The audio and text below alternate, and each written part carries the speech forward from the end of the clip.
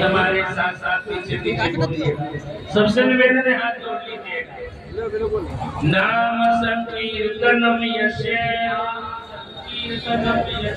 सर्व पाप प्रणाशनम प्रणामो दुःख समनस्तम नमामि हरिपरम नमामि हरिपरम। बोलिए भागवत भगवान की, सुखदेव भगवान की, श्री वृंदावन बिहारी लाल की।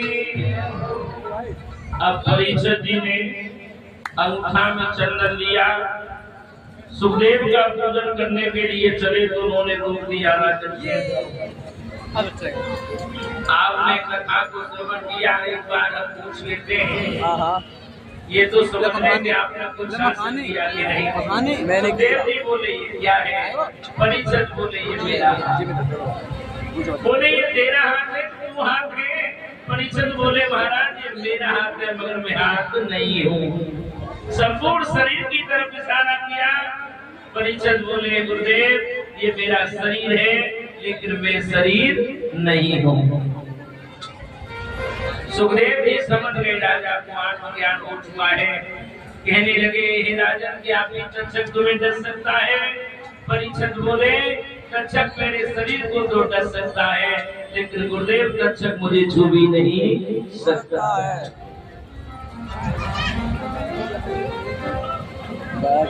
सुखदेव जी समझ गए कि राजा को आत्मज्ञान आत्मबोध हो चुका है, अब तक्षक का कोई भय नहीं है। और इसलिए कहते हैं सुना उदात सोई परम विरागी और तृण समसिद्ध तीन गुण त्यागी।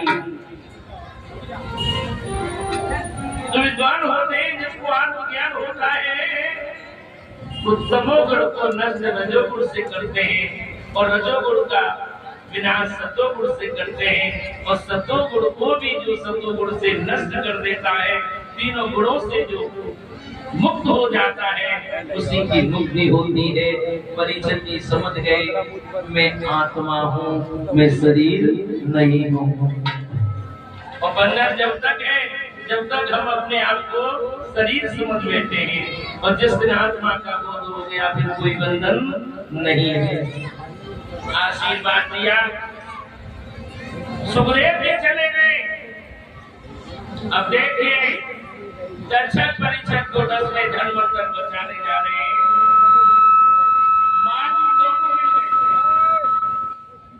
मार्ग में दोनों मिल गए। धर्मवर्धन ने दर्शक को देखा कहाँ जा रहे हो, बोले परीक्षक को डस रहे हो तुम, बोले हम बच रहे। धर्मवर्धन बोले अब तुम्हारा ध्यान हमारे सामने असर नहीं लाएगा तो मेरे भाइयों दर्शक ने काटवाए लेते हैं। बोले ठीक है। तो दर्शक ने एक लड़की की तरफ मुस्कान मारी। हुआ क्या है,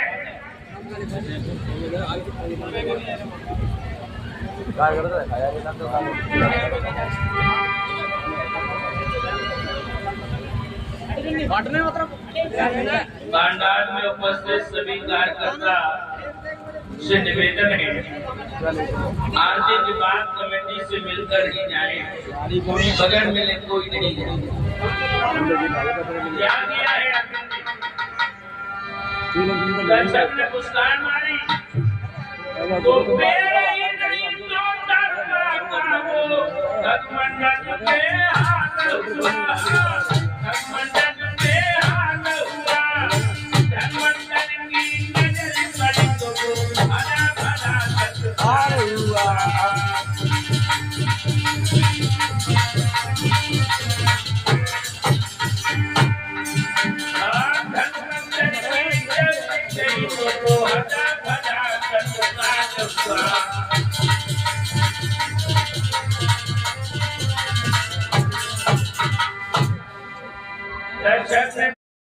धर्मवर्धन ने नजर दी तो भक्त हरा भरा हो गया। तो जब हरा भरा हुआ तो दर्शक से डर गया और सोचने लगा क्या। दर्शक ने दिल में समझ दिया धर्मवर्धन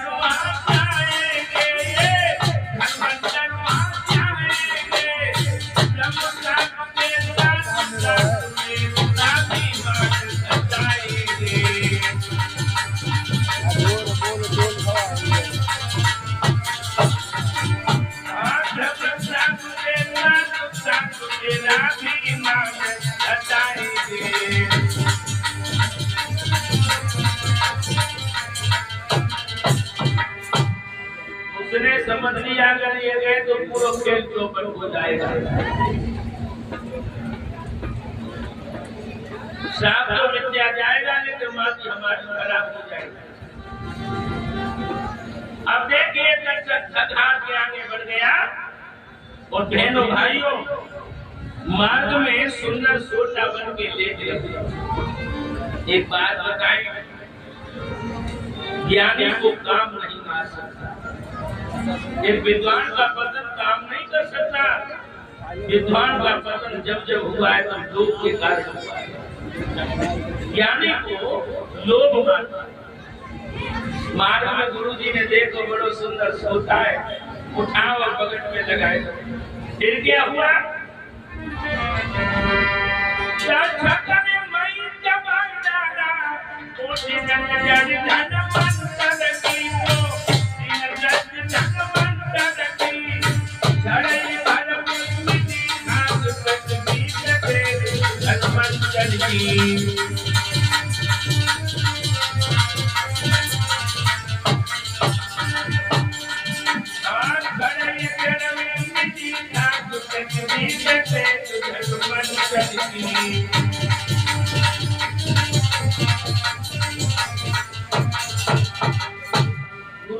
सोटा बगल में दबा, दर्शन प्रकट हुआ, पीठ में धर्मंतर को डस लिया।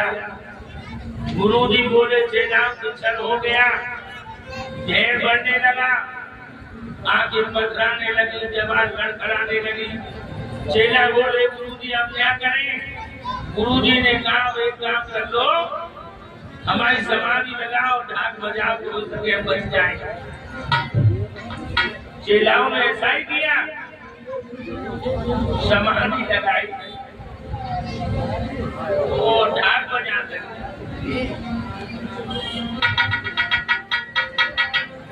ढाक बजा रहे थे। मीठी पानी को सुन रे, मीठी बोली को सुन रे, जगह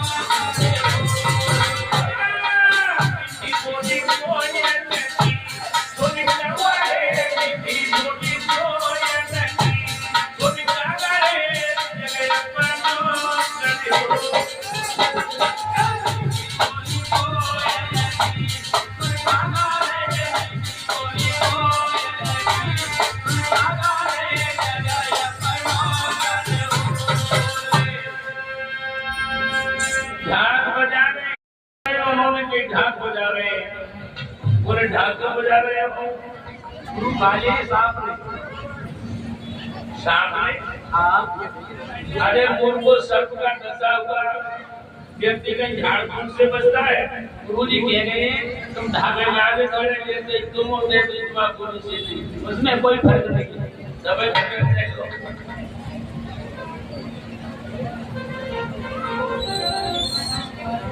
एक बार एक काम तो कर लो, तुम ऊपर गला फाड़ फाड़ के मरे जा रहे हो, नीचे को सड़ लो तो ऊपर चला जाएगा। देख लो देख लो, आज देख लीजिए, देख लो बेनाव ने समाधि खोलती बेनाव। गुरुजी बोले मुझ को ये क्या कर दिया, अब हम नहीं बचेंगे। चेला घबरा के पूछे अब क्या करें, तो धर्मंतर ने कहा हमारे मांस को काटो, हरियर में पकाओ, 1400 पेले खा जाओ। एक धर्मंतर मरेगा, 1400 पैदा हो जाएंगे। अब देखिए संदीप जी, चेलाओं ने मांस काटा, हड्डियों पे पकाना शुरू कर दिया। मांस की दुर्गंध जब तक छको लगी, वापस हुआ। चेलाओं से बोला ये सब क्या हो रहा है, ये मांस की दुर्गंध कहाँ से आ रही है, क्या कर रहे हो? मांस पका रहे हो। मांस पका रहे हो? हाँ महात्मा होकर मांस, बिल्कुल। भैंसा का दुश्मन का, गुरुजी का क्या मतलब? गुरु का मांस पका रहे हैं। गुरुजी कह गए तो महात्मा होकर तो गुरु का मांस खाओगे? बिल्कुल। शर्म नहीं आती तुम्हें? अरे गुरुजी कह गए कि तुम हमारे मांस को खा जाओगे। ये भाइयों दर्शन करके फिर जाओ, फिर लो। अरे काके आने पानी गयो है,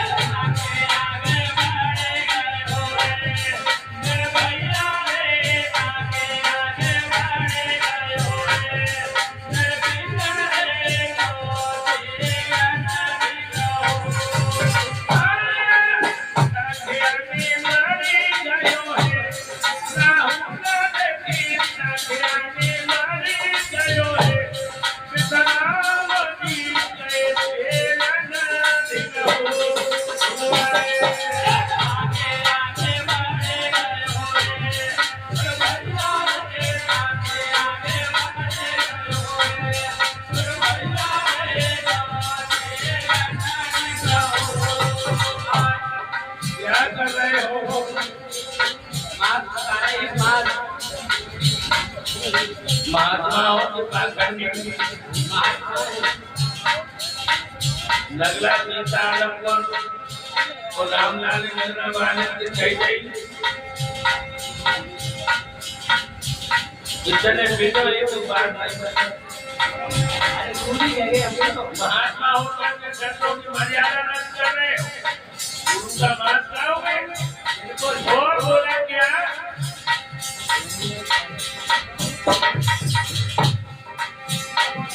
एक गाँव के लड़के में आए थे, जाने पकड़ सुनाओ, कौन जगत में बात मूर्ख होगा? बोलो एक गाँव के लड़के में आए थे, जाने पकड़ सुनाओ, कौन जगत में बात मूर्ख होगा? बोले सालिना दो बात बोलो, हम सब बजाए छोड़े देव घोर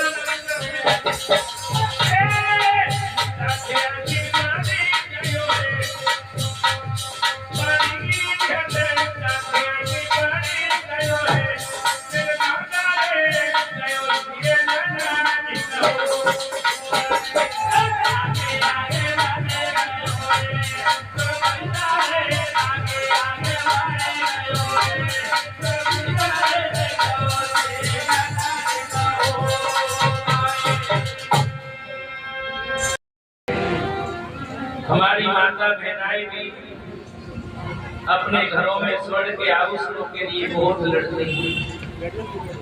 किसी की अपनी सास से झगड़ा है, किसी का अपने पति से, किसी का दौरान से। सारा जीवन आप स्वर्ण के आभूषणों के लिए लड़ते लड़ते अपने घर को, अपने जीवन को नर्क बना देती है। तो मेरा निवेदन है माताओं, संसार का नियम है, जो प्राप्त है वही पर्याप्त है। जो भी जीवन में आपको मिला है उसी में संतोष करके जी लेना। संसार सबको छोड़ के जाना है। कभी कभी बहू अपनी सास से इसलिए लड़ती है कि सास इस घर की मालकिन है, ये घर का चाबी हमको नहीं देती, ये घर का गहना पहनने हमें नहीं देती, इसलिए बहू अपनी सास से ईर्ष्या रखती है। लेकिन बेटियों, आपसे मेरा एक निवेदन है, सत्ता का हस्तांतरण होगा। सास भी कभी इस घर को छोड़ के सर्वदा के लिए चली जाएगी। जो होना आज इस घर में सास का है वो कल आपको भी मिलेगा। ये सास भी इस घर में कभी बहू बन के आई थी, ये उस घर में फिर बहू नहीं रही, देखते देखते सास बन गई। और आप भी बहू बन के आई हो, देखते देखते सास बन गई। लेकिन आपको मिलेगा वही जो आपने बोया है। अगर आपने अपने जीवन के कालखंड में बहन बेटियों अपने सास और ससुर की सेवा की है, तो आपके घर में आने वाली भी बहू आपको सेवा प्रदान कराएगी। अगर आपने अपने घर में अपने बड़ों का, अपनी सास और ससुर का अनादर किया है, तो मैं हटते हटते एक बात कहना चाहूंगा, ऐसी एक नहीं लाखों कथाएं कराना, लाखों कथाएं सुनना, लाखों पटवारी पर लोटा चढ़ाना होने वाला कुछ नहीं। भोगना कर्म का भोग है। हमारे बड़े बुजुर्ग बैठे, आपसे भी मेरा निवेदन है, समाज परिवार एकत्र कैसे रहे, समाज में मेल भाव कैसे बढ़े, बुजुर्गों ये आपका काम है। आज परिवार विघटन हो रहे हैं, भाई भाई के साथ बैठना नहीं चाहता, पड़ोसी पड़ोसियों से हिंसा कर रहा है। ये सब क्यों है? बुजुर्गों, आपने समाज की, मोहल्ले की, परिवार की समीक्षा बंद कर दी है। ये इसलिए आपके सामने आज नजर आ रहा है। बुजुर्गों, आपसे निवेदन है, आपस में बैठ करके सामंजस्य बढ़ाए रखना। समाज इकट्ठा कैसे रहे, समाज में प्रेम और सौहार्द कैसे बढ़े, ये बड़े बुजुर्गों की जिम्मेदारी है। युवाओं, आपसे भी चलते चलते मेरा निवेदन है, माँ बाप बड़ी उम्मीद के साथ में अपने बच्चों को पढ़ाते लिखाते थे। माता पिता ने अपने बेटा और बेटियों के हाथ में आपके उज्जवल भविष्य के लिए मोबाइल भी दिया है। तो आपसे मेरा निवेदन है, इस मोबाइल का गलत इस्तेमाल नहीं करना।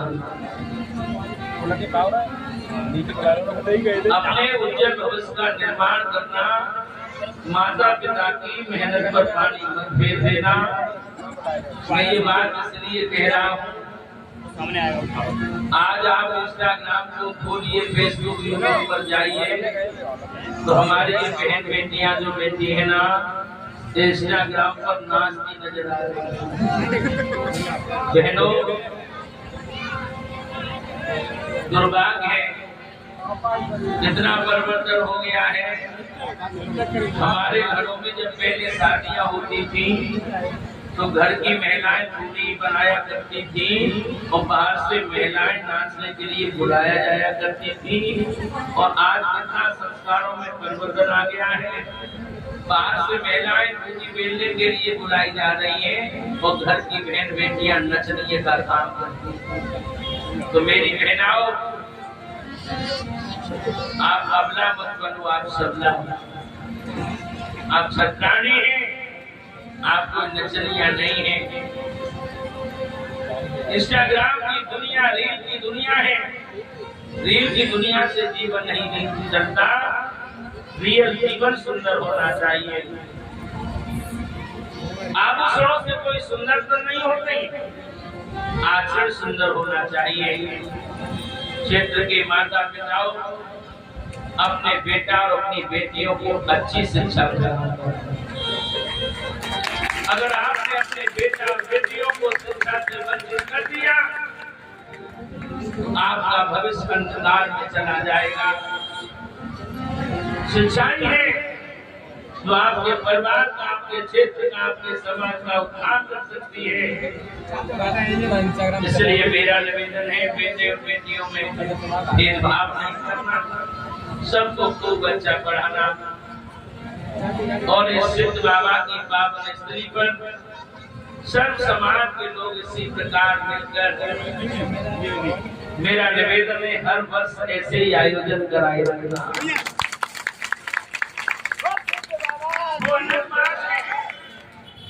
मेरा इस क्षेत्र में इस आश्रम पर दोबारा आगमन हो या न हो, लेकिन मैं चलते चलते आप सबसे निवेदन करूंगा, इस दास को कथा सुनने के बहाने अपने हृदय में बसाए रखना और एक अच्छे विद्वान को बुलाकर ऐसे आयोजन आप करते रहना तो आपके मन के मेल को धो सके, आपके आने वाली पीढ़ी को अच्छी शिक्षा संस्कार से जोड़ सके, आपके हृदय, आपके मन में बसे हुए पाखंड को धो सके, सद्भाव से आपको जोड़ सके। ऐसे विद्वानों को बुलाकर समय समय पर आप सफल आयोजन बनाए रखना जो सर्व समाज को एक छत के नीचे ला करके बैठा के आपके मन के मेल को जोड़े। मैं धन्यवाद करना चाहता हूँ इस क्षेत्र के सभी भक्तों का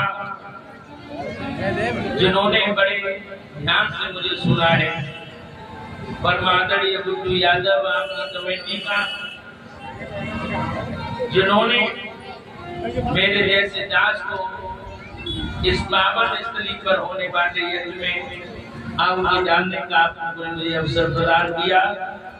आपके साथ साथ आपकी पूरी कमेटी का सहृदय धन्यवाद है। ये ब्याज में यहाँ से चलते चलते आप सभी के उज्जवल भविष्य के निर्माण की कामना करती है।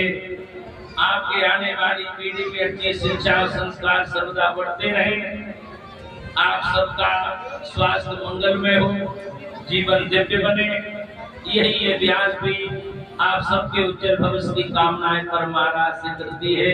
आपके हृदय में निरंतर आराध की भक्ति बढ़ती रहे, सत्यों के सानिध्य में आपका जीवन पुष्पित पल्लवित सर्वदा बना रहे। बोली गोविंद भगवान की।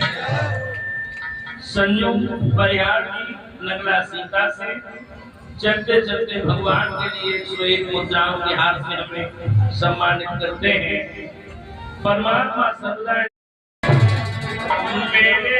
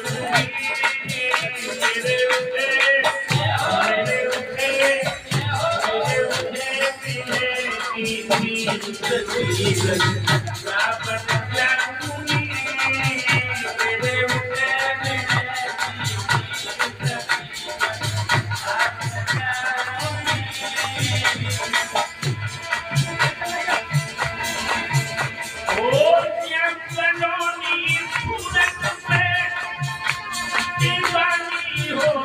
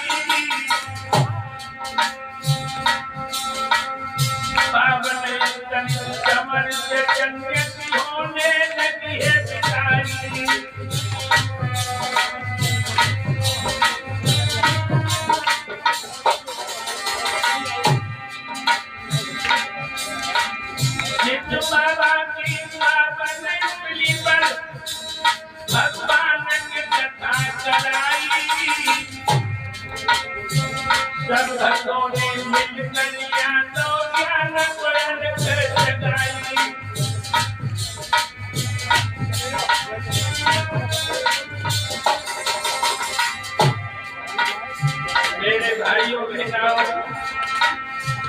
जरूरत तक से आगे आपने कथा को श्रवण किया। इस कथा की कमेटी का सही धन्यवाद। आप सभी का बार-बार बहुत-बहुत धन्यवाद। आप सबका धन्यवाद के लिए बड़े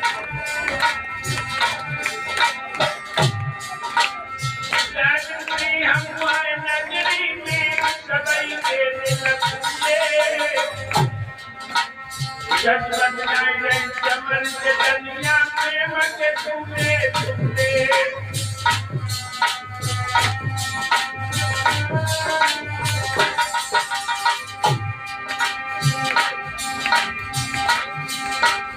सब भक्तों ने मेरे भाई आए मिले हम कंठ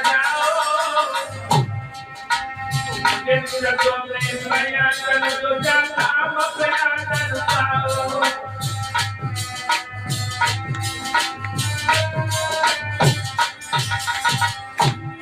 इस कमेटी में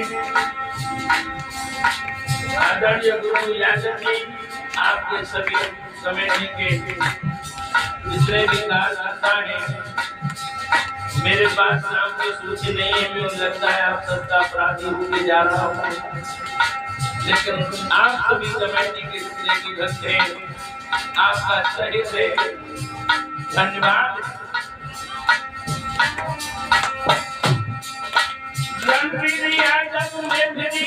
परिषद बन ध्यान लगायो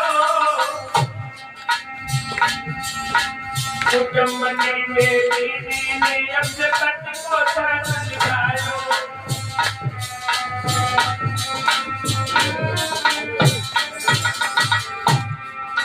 ठाकुर संतों को सोहागनी ने यजपति को विदास निभाओ प्रेमी मधु को जगत भी ध्यान लगाओ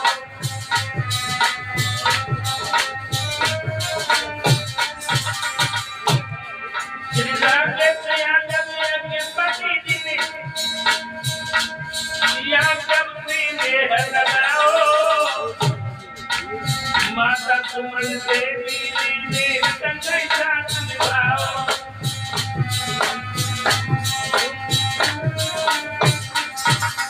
सुरेश चंद्र यादव जी भी यहाँ पे ध्यान लगाओ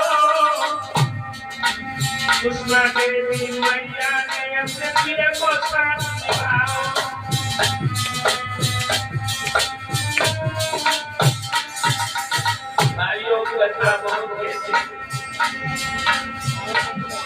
ऐसे आयोजन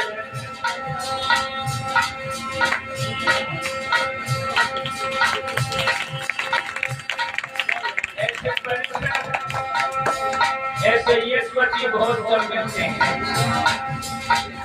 4 दिन तक 9 रोजों तक माफ बने श्रीमान रणवीर सिंह यादव जी परिषद का किरदार निभाया ठाकुर संतोष चौहान जी राकेश यादव जी सुरेश चंद्र यादव जी ने यशवती का किरदार निभाया 9 रोजों तक ये प्रतीत रहा साक्षात परिषद हमारे सामने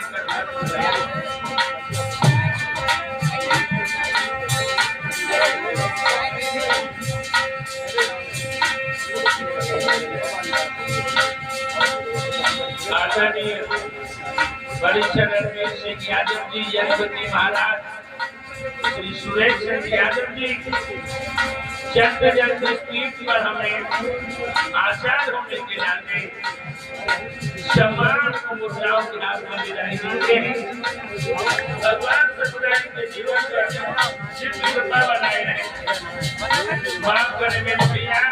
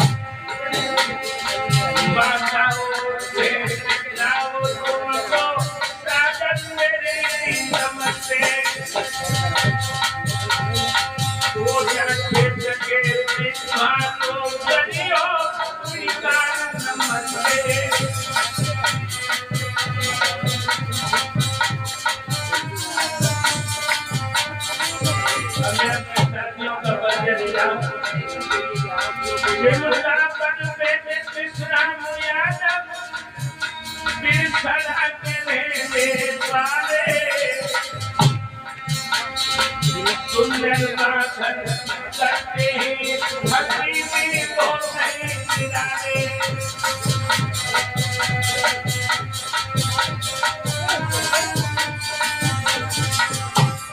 बेटे यादव बेटे ढोलक पर ये प्यारे प्रीति हमारे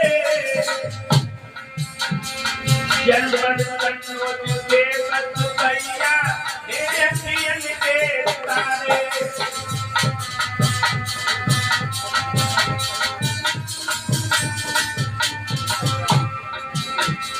चंद्र यादव रिंकू भैया चले गए मेरी विदाई चंदे चंदे आप रंग मेरे गले में कैरल तारी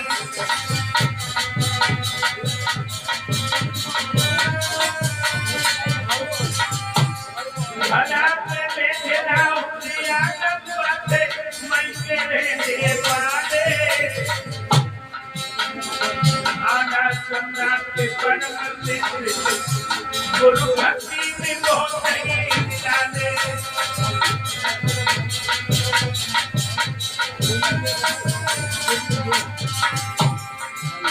नीका पर बैठे राम प्रदेश और जाके रहने वाले दुर्जन धड़ा को शासन करते हैं भक्ति में मिलावे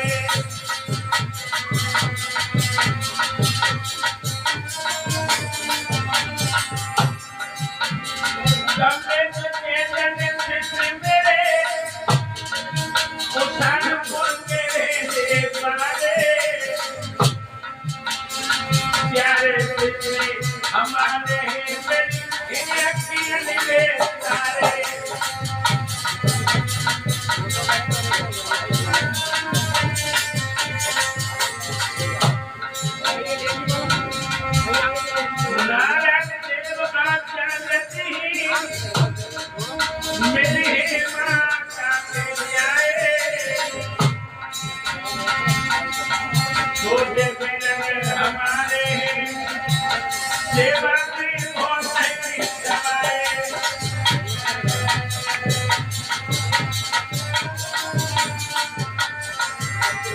वृंदावन गुरुकुल में शिक्षा हमने दिलवाए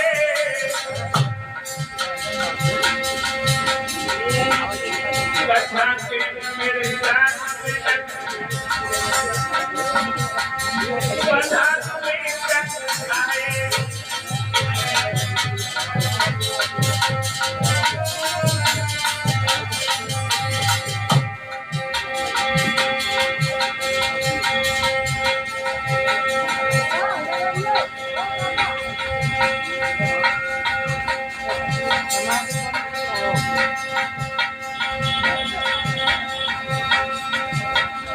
परमादरणीय आदरणीय ठाकुर संतोष चौहान जी जिन्होंने यज्ञ का साक्षात दान निभाया है वो जाओ के हाथ से हमें गले में अर्पण करते हुए विदाई देते हैं।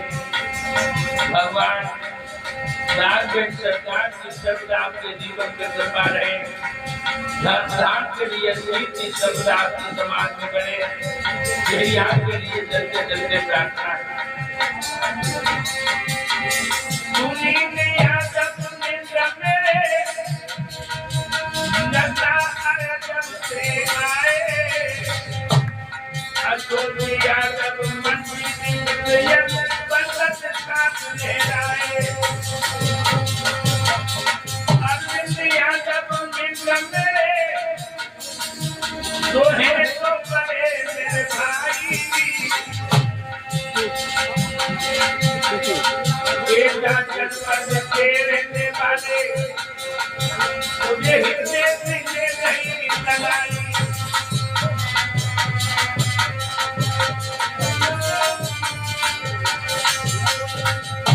हमारे बहुत ही अजीब मित्र है सुनील यादव नटराजन, हमारे मित्र अशोक यादव।